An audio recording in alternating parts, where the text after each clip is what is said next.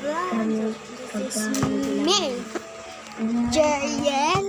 So, ayun nga, magagawa tayo ng puwinta. So, sorry dahil medyo magulo yung bahay namin. Medyo maharap talaga kami dito. Ito, nakain ako ng sentol at ito. Tapos ito yung nasa gitna nata. 4 premium. Kasi naman sa akin binigay si Aaron, diba? Actually, lasang luya talaga siya. Pag tumagal sa ganun mo, naglalasang luya.